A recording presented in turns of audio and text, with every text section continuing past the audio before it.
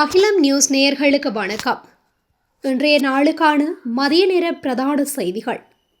விரிவான செய்திகளுக்குள் செல்லும் முன்னதாக முதலில் இன்றைய தலைப்புச் செய்திகள். சர்வதேச மாணவர்களுடன் இலங்கை வந்த பாய்மர கப்பல்.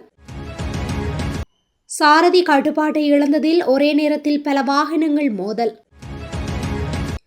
தங்காளியில் கைத்துப்பாக்கியுடன் முன்னாள் கடற்படை சிப்பாய் கைது.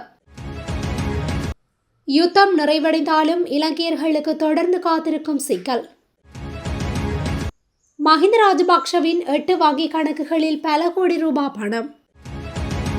உலக சந்தையில் எரிபொருள் விலையில் ஏற்படும் தொடர் மாற்றம். இலங்கை வரலாற்றில் இடம்பெற்ற பாரிய மோசடி. நண்பர்களுக்குள் திடீர் மோதல், ஒருவர் உயிரிழப்பு. தென்னிலங்கையில் வீட்டுக்குள் புகுந்த கும்பலால் தீ வாய்ப்பு. இலங்கையின் எரிபொருள் கொள்முதலில் ஏற்பட்டுள்ள பாரிய மாற்றம். தொடர்வன விரிவான செய்திகள்.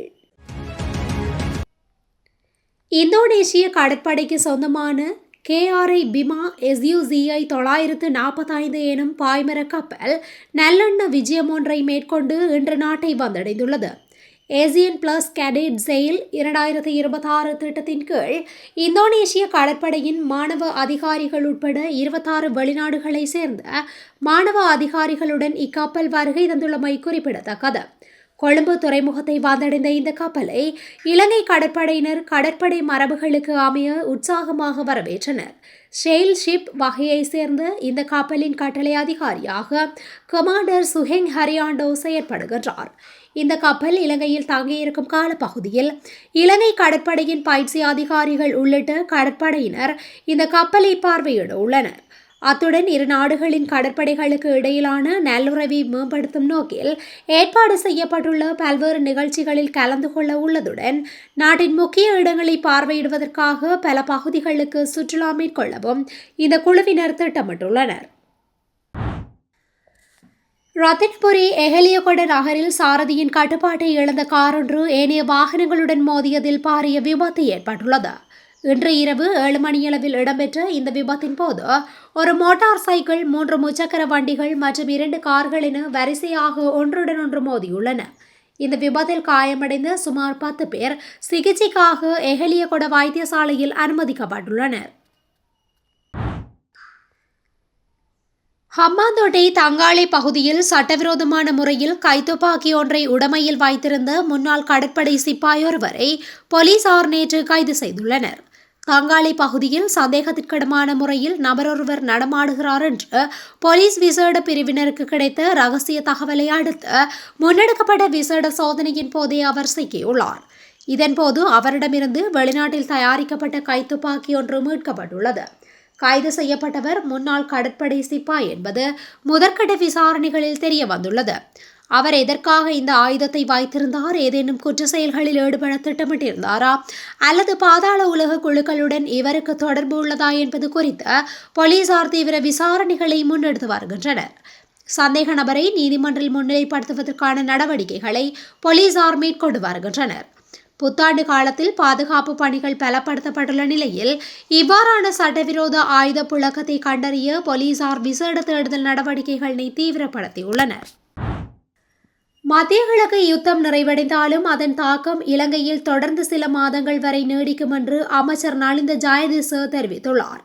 கண்டியில் நேற்றைய தினம் இடம்பெற்ற நிகழ்வொன்றின் பின்னர் ஊடகங்களுக்கு கருத்து தெரிவிக்கும் போதே அவர் மேற்கண்டவாறு குறிப்பிட்டுள்ளார்.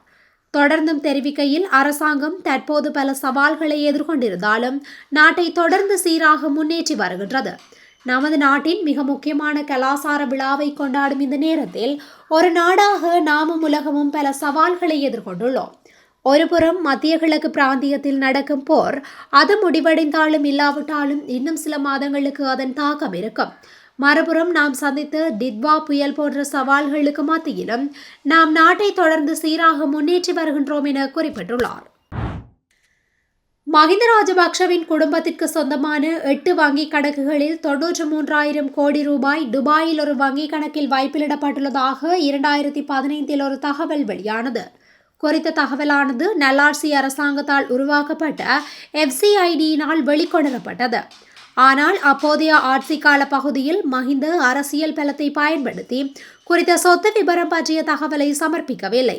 இந்த நிலையில் கடந்த 11 வருடங்களாக சமர்ப்பிக்கப்படாத சொத்து விபரங்கள் பற்றிய தகவலை தற்போதைய ஆட்சியின் கீழ் லஞ்ச ஊழல் ஆணைக்குழுவிற்கு சமர்ப்பித்துள்ளமை குறிப்பிடத்தக்கது. உலக சந்தையில் கச்சா எண்ணெயின் விலை மீண்டும் $100 கீழே சரிவடைந்துள்ளது. ஈரான் மற்றும் அமெரிக்காவிற்கு இடையான பேச்சுவார்த்தைகள் மீண்டும் ஆரம்பமாகும் என அறிவிக்கப்பட்டுள்ள நிலையில் கச்சா எண்ணெயின் விலையில் தொடர் மாற்றங்கள் பதிவாகி வருகின்றன. இதன்படி ஒரு பேரல் பிரெண்ட் கச்சா எண்ணெயின் விலை 3.8% குறைந்து அதன் புதிய விலை $95.54 பதிவு செய்யப்பட்டுள்ளது. ஒரு பேரல் WTI கச்சா எண்ணெயின் விலை $92.85 பதிவாகியுள்ளது. நாடாளுமன்றத்தில் தமக்கிருக்கும் 3/2 பெரும்பான்மையை பயன்படுத்தி நிலக்கரி மோசடியில் ஈடுபட்ட அமைச்சரை அரசாங்கம் பாதுகாத்தாலும் சம்பந்தப்பட்ட அனைவரையும் சட்டத்தின் முன் நிறுத்தியே தீர்வோம் என ஐக்கிய மக்கள் சக்தியின் நாடாளுமன்ற உறுப்பினர் முஜிபுர் ரஹ்மான் தெரிவித்துள்ளார். வலுசக்தி அமைச்சர் குமார ஜயக்கொடிக்கு எதிரான நம்பிக்கையில்லா பிரேரணை தோற்கடிக்கப்பட்டமை குறித்து ஊடகங்களுக்கு கருத்து தெரிவிக்கும் போதே அவர் இதனை குறிப்பிட்டார். இது தொடர்பில் அவர் மேலும் கூறுகையில், அரசாங்கம் தனது பெரும்பான்மையை பயன்படுத்தி நம்பிக்கையில்லா பிரேரணையை தோற்கடிக்கும் என்பது எமக்கு முன்பே தெரியும். ஆனால் ஊழலுக்கு இளமடிக்க மாட்டோம் என கூறி ஆட்சிக்கு வந்தவர்கள் இன்று மோசடிக்கு ஆதரவாக வாக்களித்து தங்களை காத்து கொண்டுள்ளனர் என்பதை மக்கள் இப்போது தெளிவாக புரிந்து கொண்டுள்ளனர் என்றார். இலங்கை வரலாற்றில் இடம்பெற்ற பாரிய மோசடிகளில் ஒன்றாக இதனை வர்ணித்த முஜிபுர் ரஹ்மான், தரம் குறைந்த நிலக்கரி கொள்வனவினால் நாட்டிற்கு நேரடியாக $22 பில்லியன் நட்டம் ஏற்பட்டுள்ளது என்றும் இது அரச கணக்காய்வாளர் நாயகத்தின் அறிக்கையிலேயே உறுதிப்படுத்தப்பட்டுள்ளது என்றும் தெரிவித்துள்ளார். இந்த மோசடிக்கு அமைச்சர் குமார ஜயக்கொடி மாத்திரம் பொறுப்பல்ல. இதற்கு ஒத்துழைப்பு வழங்கிய ஜனாதிபதி உள்ளிட்ட முழு அமைச்சரவையுமே பொறுப்பு கூற வேண்டும். நாடாளுமன்றத்தில் பிரேரணையை தோற்கடித்ததால் இந்த பிரச்சினை முடிந்துவிடாது. சட்ட நடவடிக்கைகள் தற்போது ஆரம்பிக்கப்பட்டுள்ளன. அரசாங்கம் எவ்வளவுதான் அதிகாரத்தை பயன்படுத்தி ஊழல்வாதிகளை பாதுகாத்தாலும் மக்கள் பணத்தை சூறையாடிய எவரும் சட்டத்திலிருந்து தப்ப முடியாது என்றும் முஜிபுர் ரஹ்மான் எம்பி மேலும் கூறியுள்ளார். களுத்துறை பாயகலை பகுதியில் புத்தாண்டு மதுபான விருந்தின் போது ஏற்பட்ட மோதலில் நபரொருவர் மரப்பலகையால் தாக்கப்பட்டு சம்பவ இடத்திலேயே உயிரிழந்துள்ளார். கொலை சம்பவம் தொடர்பில் சந்தேக நபர் ஒருவரை போலீசார் கைது செய்துள்ளார். பாயாகலை விகாரகந்த பகுதியில் உள்ள வீடொன்றில் நேற்று முன்தினம் இரவு புத்தாண்டு மதுபான விருந்து இடம்பெற்றுள்ளது. இதன்போது அங்கிருந்த நண்பர்களுக்கு இடையே திடீரென ஏற்பட்ட வாய்த்தர்க்கம் கைகலப்பாக மாறியுள்ளது. இந்த மோதல் முற்றிய நிலையில் பாயாகலை தொடர்ந்து நிலையத்திற்கு அருகிலுள்ள காய்கறி விற்பனை நிலையத்திற்கு முன்பாக வைத்து மேற்படி நபர் பலமாக தாக்கப்பட்டுள்ளார். தாக்குதலில் தலையில் பலத்த காயமடைந்த அவர் அவ்விடத்திலேயே உயிரிழந்துள்ளார். பாயாகலை பகுதியை சேர்ந்த 49 வயதுடைய நபரே இவ்வாறு உயிரிழந்துள்ளார் என்று அடையாளம் காணப்பட்டுள்ளார்.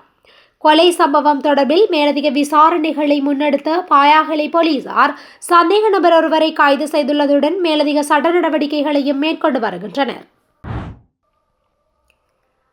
களுத்துறை தெற்கு போலீஸ் பிரிவிற்குட்பட்ட போதியாவத்தை பகுதியில் உள்ள வீட்டிற்குள் நுழைந்த கும்பல் ஒன்று நேற்று மாலை பெட்ரோல் ஊற்றி தீ வைத்துள்ளது. வீட்டிற்கு தீ வைக்கப்பட்ட போது அதன் உரிமையாளர், அவரது தாயார் மற்றும் மற்றொரு நபர் ஆகியோர் வீட்டிற்குள் இருந்ததாக தெரிய வந்துள்ளது. இதன்போது அவர்களில் ஒருவருக்கு லேசான தீக்காயங்கள் ஏற்பட்டுள்ளன. சுமார் 1 கிலோகிராம் ஹெரோயினுடன் 3 சந்தேக நபர்களை கைது செய்யுமாறு சுமார் 1 மாதத்திற்கு முன்பு போலீஸ் சிறப்பு அதிரடிப்படைக்கு தகவல் அளித்த நபருடைய வீட்டிற்கே இவ்வாறு தீ வைக்கப்பட்டுள்ளது. களுத்துறை தெற்கு போலீஸ் உள்ளிட்ட பல்வேறு போலீஸ் படைகள் இந்த சம்பவம் குறித்து விசாரித்து வருகின்றன. களுத்துறை மாநகர சபையை சேர்ந்த தீயணைப்பு வீரர்கள் சம்பவ இடத்திற்கு வந்து தீயை கட்டுப்படுத்தியுள்ளனர். விபத்தில் காயமடைந்த நபர் சிகிச்சைக்காக களுத்துறை போதனா மருத்துவமனையில் அனுமதிக்கப்பட்டுள்ளனர். இலங்கை ஒரு பீப்பாய் கச்சா எண்ணெய்க்கு $286 வரை செலுத்தியுள்ளதாகவும் இது உலகளாவிய சந்தை விலையை விட மிக அதிகமாக இருப்பதாகவும் முன்னணி சர்வதேச வங்கியாளர் ஒருவர் தெரிவித்துள்ளார். ஹாங்காங்கில் கடந்த செவ்வாய்க்கிழமை நடைபெற்ற முதலீட்டாளர்கள் மாநாட்டில் உரையாற்றிய சர்வதேச வங்கியொன்றின் தலைமை நிர்வாக அதிகாரி இந்த தகவலை வெளியிட்டுள்ளார். தற்போது ஈரான் மீது அமெரிக்கா மற்றும் இஸ்ரேல் மேற்கொண்டு வரும் போர் காரணமாக விநியோக சங்கிலியில் ஏற்பட்டுள்ள பாதிப்புகளே இதற்கு முக்கிய காரணம் என அவர் சுட்டிக்காட்டியுள்ளார்.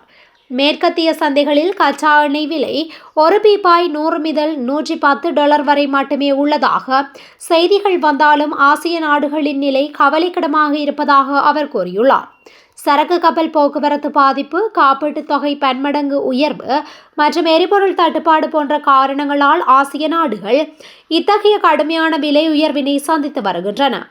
இது இலங்கை பொருளாதாரத்தில் மீண்டும் ஒரு பெரும் சவாலை ஏற்படுத்தக்கூடும் என்று அஞ்சப்படுகின்றமை குறிப்பிடத்தக்கது. இத்துடன் இன்றைய நாளுக்கான மதிய நேர பிரதான செய்திகள் நிறைவடைகின்றன. தொடர்ந்தும் இதுபோன்ற செய்திகளை உடனுக்குடன் அறிந்து கொள்ள அகிலம் நியூஸுடன் இணைந்திருங்கள். நன்றி, வணக்கம். அகிலம், மாற்றத்திற்கான மக்கள் குரல். இந்த வீடியோ பிடிச்சிருந்தா லைக் பண்ணுங்க, கமெண்ட் பண்ணுங்க, ஷேர் பண்ணுங்க. மறக்காம கீழே இருக்க பெல் ஐகானை கிளிக் பண்ணுங்க.